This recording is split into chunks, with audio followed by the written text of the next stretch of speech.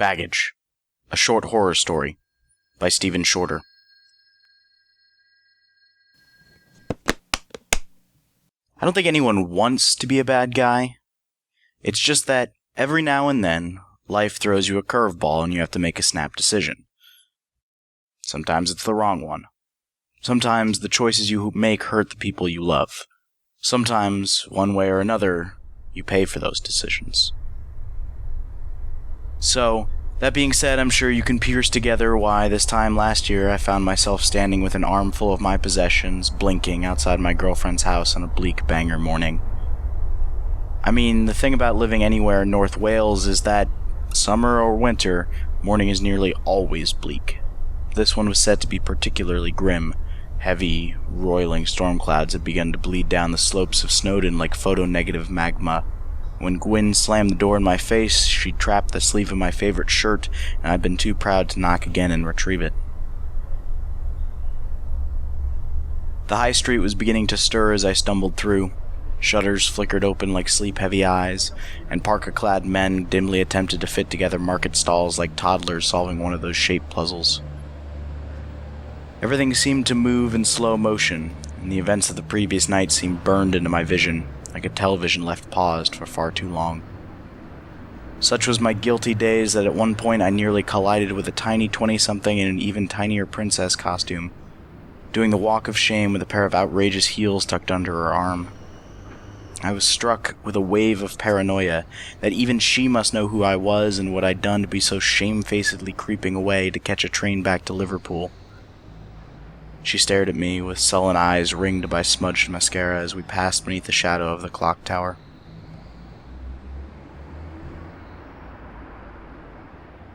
It started to rain as I neared the turning, so I ducked into the doorway of a Salvation Army shop and watched with a measure of despondence as fat raindrops began to splatter against the gray street. Too late, I realized that I had dropped one of my socks nearby, and by the time I braved the rain to snatch it up, it was soaked through. It certainly looked as though I were getting the day I deserved. I felt a little like crying, but the lump in my throat simply hung there and the tears would not come. I returned to my doorway, leaned my head against the pebble dash, and tried to pull myself together, the damp sock clasped tight in my hand. Tap, tap, tap. I opened my eyes again and glanced down at the ground beside my little shelter. There, at my feet, there sat a large brown suitcase spilling its contents into an ever-growing puddle. One of those bundles that people leave outside charity stores when they're having a clear-out, I guess. The raindrops were picking off the leather exterior, which, though faded, seemed well preserved. I scooped it up and, shaking out the last of its contents, a handful of decaying school uniforms and a small doll with an unnervingly mournful expression on its ceramic face, turned it over in my hands. The case was made in an indistinctly old fashion, with buckles and straps to hold it closed and a ghastly beige lining that smelled faintly of tobacco. A card name tag was tied about the handle, but the penciled words that had once adorned it were faded almost beyond coherence. I squinted, but in the dim morning light and with the rain running down my face, I could only make out part of an address, somewhere in Tir Gulwyn, if memory serves. Never one to look a gift horse in the mouth, within 5 minutes I had stuffed my damp possessions into the case, fastened it shut, and set off in the direction of the station with a new spring in my step. Now, I'll have to stop here for a moment. I'm sure you think I'm an asshole, that stealing donations from outside a charity shop that hadn't opened yet was a new low, and you're probably right. I was a horrible person back then, maybe I still am, I don't know. What I do know is that what happened next was probably the most horrific experience of my life, and if stealing an old suitcase from the Salvation Army spared some old biddy or local mum what had happened to me, well, I'd like to say I'd do it over again. But when I do, the words feel hollow. I feel the dim ghost of that clammy flesh against mine, and the reek of sweet perfume invades my nostrils, and Anyway. I reached the station in what seemed like seconds and ducked into a small covered area. The rain was falling so heavily by this point that Banger had faded into the wet gray ether, and the old factory buildings across the tracks poured sheets of water from their rusting, slanted roofs. They seemed poised to be swept away in some great cleansing flood. Beyond them, the impossibly sharp Welsh hills rose into a roaring nothingness. The ticket office was closed and the platform deserted, but the ticket machines still hummed to themselves in the corner. 2 handfuls of wet shrapnel went in and a ticket was spat out into the tray. I was in luck, the first train of the day was only minutes away. I turned and reached for the case, and as I picked it up, something made me pause. I do not feel that I can properly articulate the sense of menace I got as I touched the leather carry handle. I felt suddenly cold, as though I stood in somebody's shadow, and I felt my hands begin to tremble. I whipped around, but I was alone. Rain quietly spluttered against the pavement outside. When I picked up the case again, a small ball of dread had settled in my stomach. Not deathly fear, but rather a sense of unfamiliarity, as though this was the first time I'd encountered this object. I stepped onto the desolate platform, found a bench, and set the case before me on the concrete. With an uncertain hand, I reached down and popped open both buckles. The faint twang of tobacco found my nostrils as I pushed it open. I immediately recoiled. Protruding between a pair of jeans and a bundle of socks, there was a long, brown tangle of human hair. Aghast, I dropped the case and kicked it away. Then, after a moment, I pulled it back towards me, took a deep breath, and extracted the thing from inside. It was a woman's wig, a long brunette mane knotted and faded by the cruel fingers of time. Inside, a small label read, Petersboro, 1834. 1834. Assuming this was the year of manufacture, that made the wig very old indeed. How long had it sat in that suitcase? By this point, I assumed I had simply missed it when I'd cleared out the rest of the contents. For a moment, I even considered putting it on for a laugh. My heart was still pounding, and the absurdity of the idea made me smile for the first time that day. But it seemed somehow in poor taste, and I feared the response should I have to share my journey with one of the judgmental locals now drifting into the station in 1s and 2s to meet the first train of the day. I left the wig on the bench when I boarded.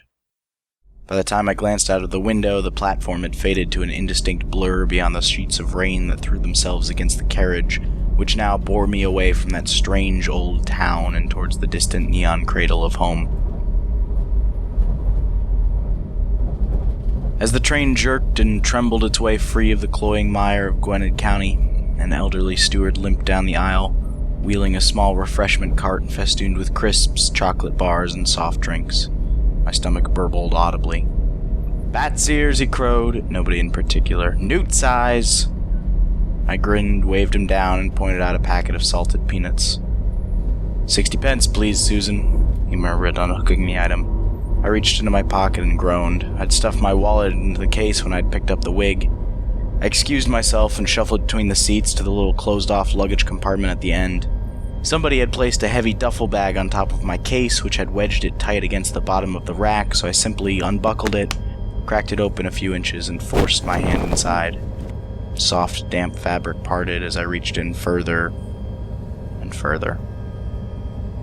Too slowly, it began to dawn on me that I was past my elbow in the case.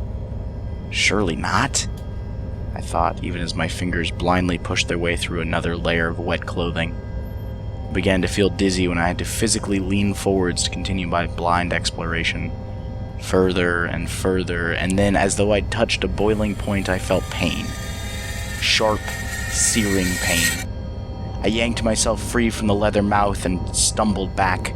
I was bleeding from a rough tear on the back of my hand. I hurried to the toilet, clutching at my injury, and ran it under the tap. All notions of the unnatural dimensions of the case were gone from my mind. When I was 13, I'd fallen off my bike trying to impress a girl whose name I have since forgotten. I hit that gravel path behind my school and took a layer of skin off my knees, and this cut looked much the same, a vicious scrape. I racked my memory trying to think of what I'd packed that could have caused such harm, but nothing came to mind. In the end, I wrapped my hand in toilet paper and returned to my seat. My mind burned. I tried to rationalize the impossible dimensions of that case, feeling stomach-turning revulsion at the thought of doing anything but leaving it on the train when I reached home. But I had seen the bare interior when I'd packed my things into it outside the shop. Clear as day. You could measure the inside in inches. I decided that I must have misremembered it. And the cause of the cut? For a second I felt the ghost of a half-remembered sensation. Brittle fingernails digging into my skin before I automatically dismissed it. I had caught myself on some zip or piece of protruding wire from the skeleton of the case, surely. Stupid conclusion in hindsight, but you must think of your own lives and the things that you have seen. How often have you dismissed some unknown creak or strange shadow on your wall as the throes of your vivid imagination, spurred perhaps by the strange shit you read in books or odd corners of the internet? My hand throbbed, and I felt vaguely ill. I leaned back in my seat and peered out into the murky world beyond my window.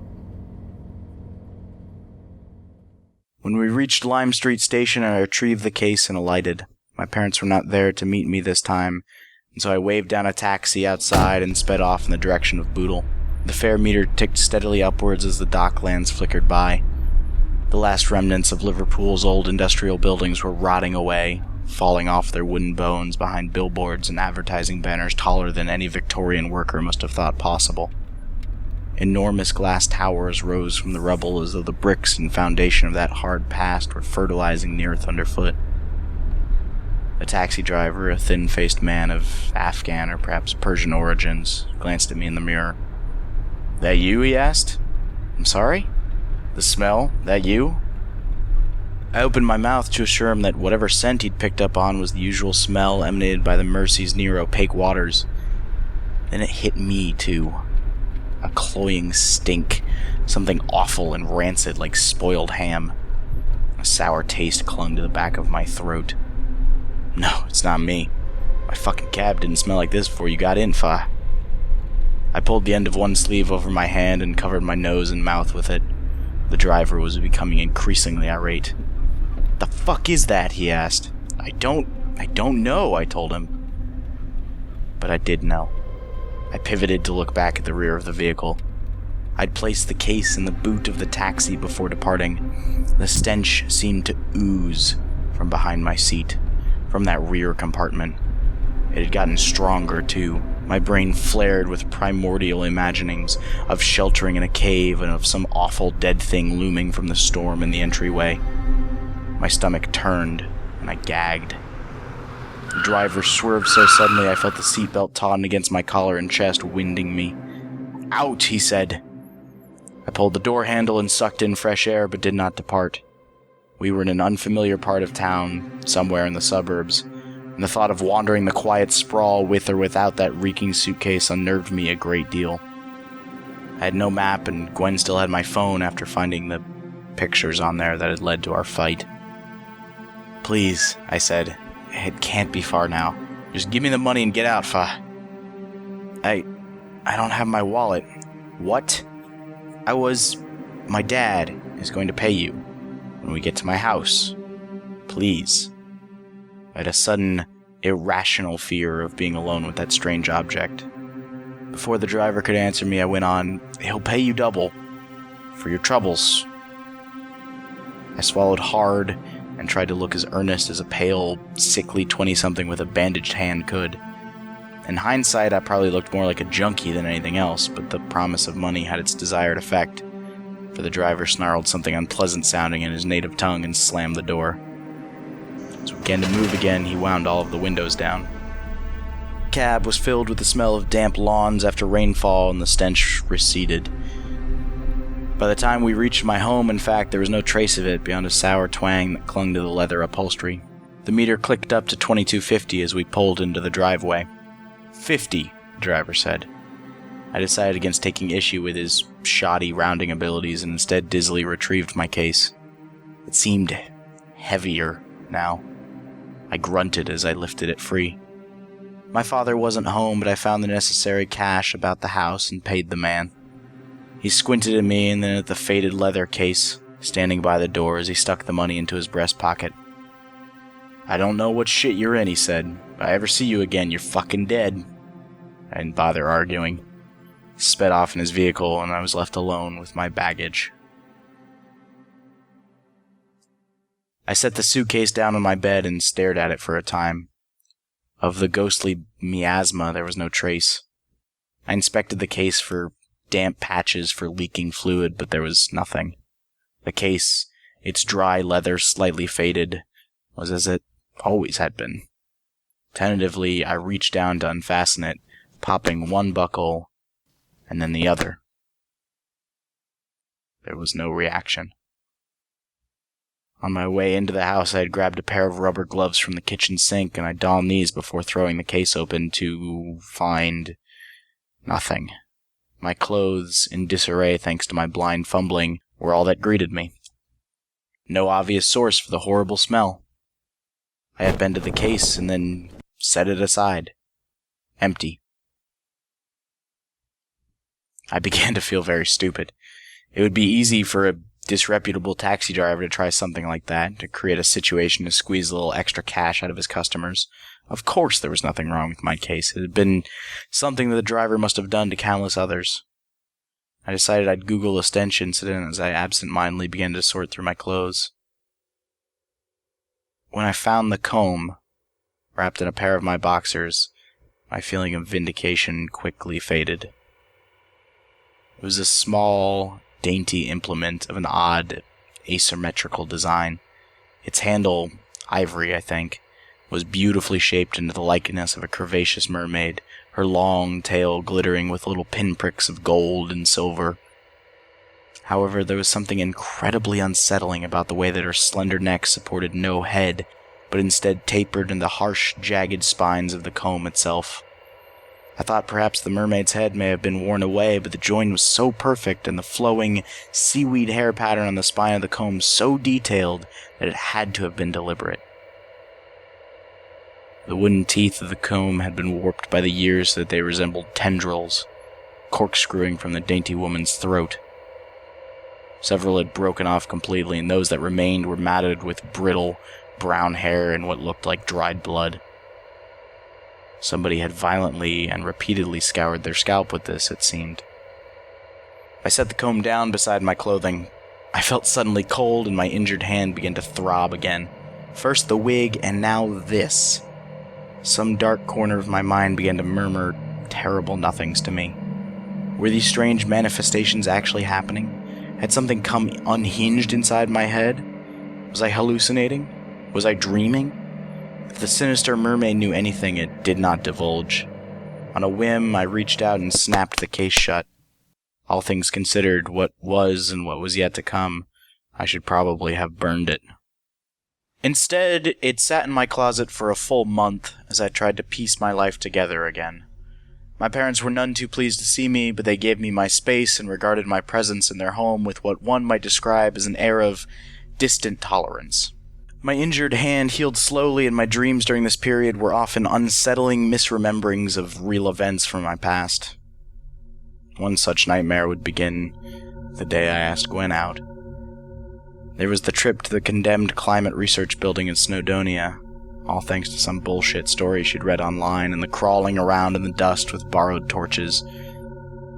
It was all as I remember until we reached the upstairs office space. There, as I ducked under a rotting desk in search of the fabled otherworldly Ethernet port, I'd feel cold, fetid breath on my back. My shirt had come free of my belt. I'd spin around, strike my head on the underside of the table, and find myself gazing up into a face that was not my soon-to-be girlfriend's. From there, my waking memory of the dream is always fractured. I recall a stooped figure of terrible height, the frills of some long, antiquated dress, and sometimes a face. The face is wrong, though, as though a graphic designer had attempted to fit the flesh of a human head over something bulbous and slick. Its blurred countenance always seemed to be lopsided and poorly fitted. It would loom suddenly towards me, and I would feel that cold breath, and I would wake screaming. You might argue that I deserved that. that even the pleasant memories I have of that relationship should be stripped from me because of how I treated her.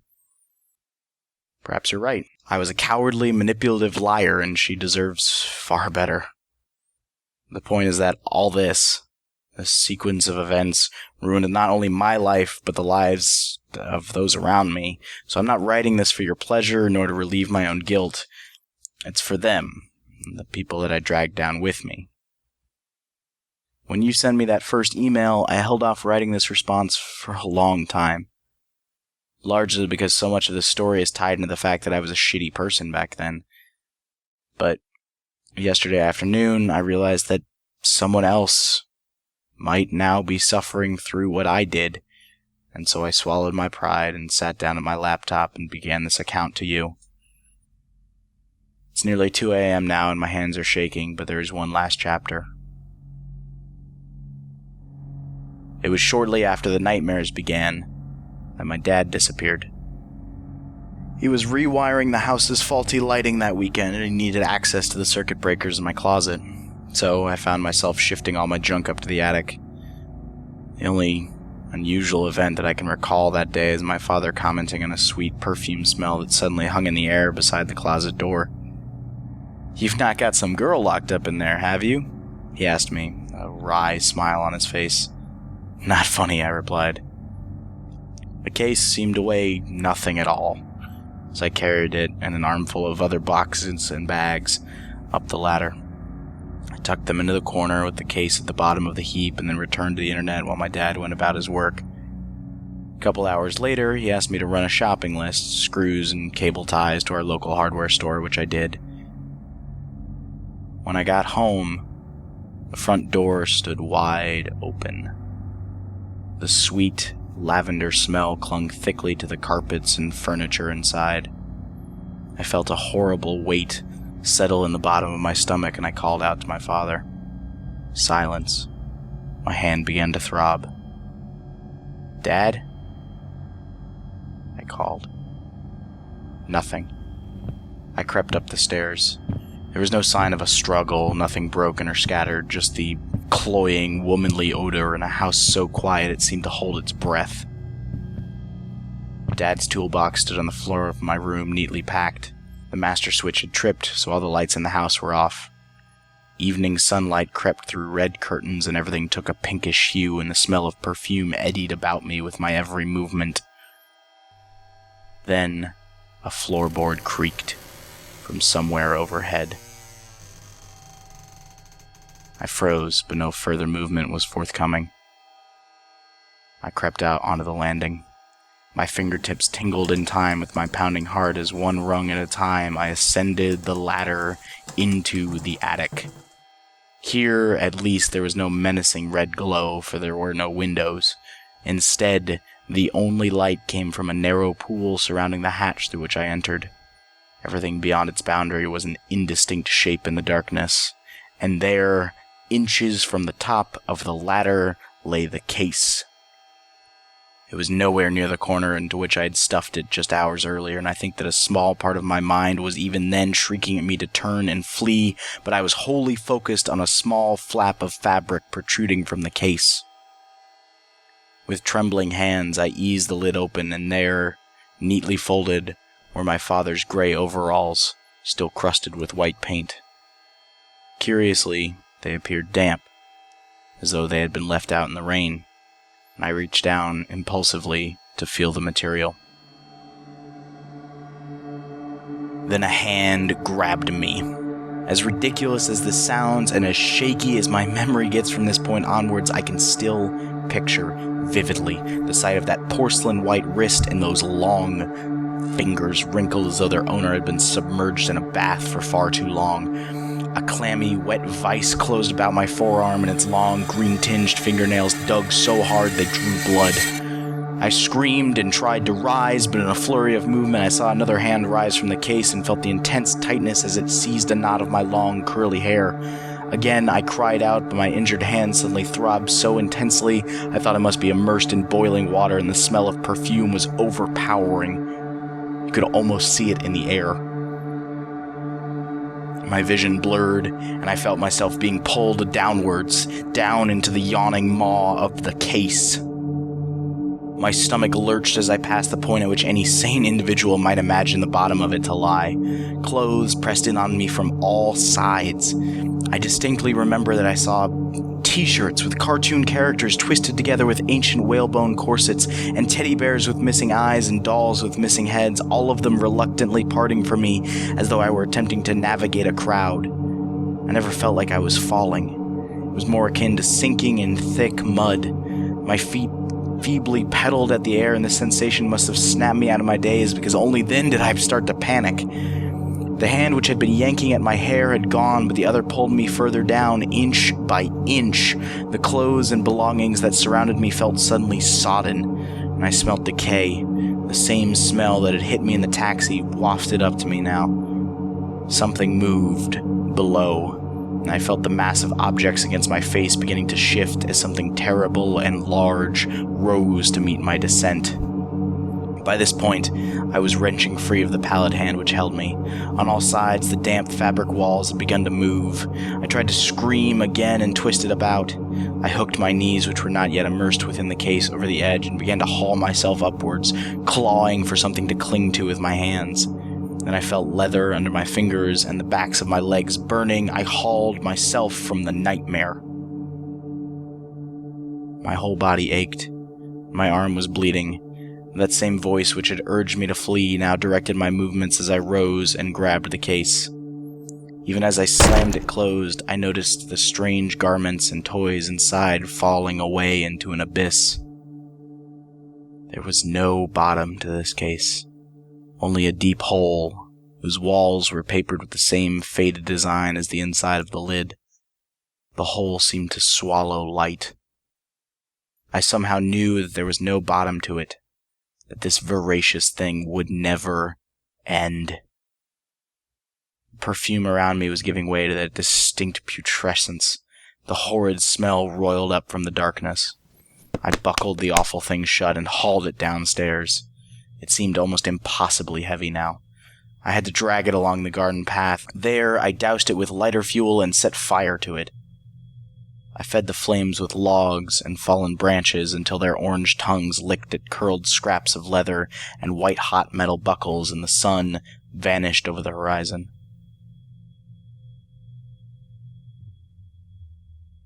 They think I killed my dad, you know. Aside from that one forum thread, the one which put us in touch, I tend to avoid giving my side of the story. I stay on the move now, hitch across Europe and farther afield. I live out of a suitcase. The irony isn't lost on me, don't worry. I see my face on the television, and on the rare occasion that I dare to connect to the internet, when they plead with me to come home. I don't sleep much. My hand hurts when it's cold. I work laborers' jobs and live in hostels when I can avoid sleeping rough. I miss my mom, and especially my dad. Every day I hate myself a little more, but I keep moving. Keep breaking rocks for pennies. Sometimes I wish the ground would open up and swallow me whole. One day, perhaps it might.